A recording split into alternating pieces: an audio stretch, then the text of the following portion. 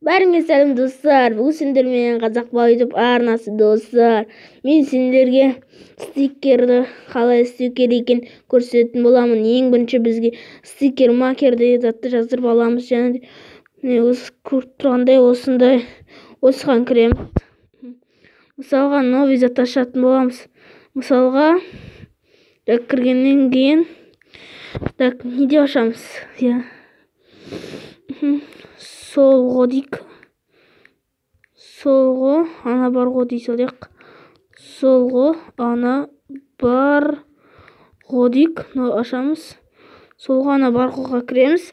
Және сөздер жазасыз ба, сурет жазасыздар ма, өздеріңіз білесіздер. Мен сендерге сөз жазатын боламын. Ол үшін біреуіне кіреміз. Только текст басам. Және де так не дейміз. Күшті жоқ. Рахмет деп шайық. Рахмет. Рахмет деппін ғой. Рахмет деп жазайық. Рахмет.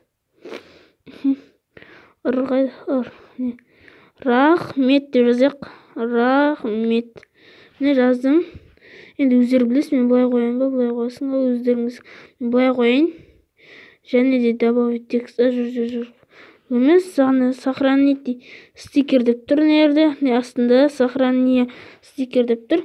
Күтеміз, және кіреміз. Жоқ, нерде добавить в WhatsApp деген досамыз. Күтіп тұрамыз. Сол, оны WhatsApp сурет тұрады. WhatsApp досамыз. Добавить деген чат.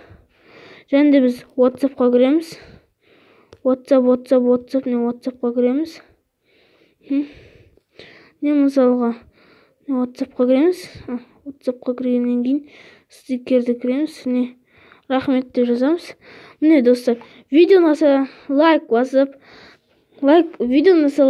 каналға тіркеліңдер. Сендер бірге болған мен Қазақ Бай YouTube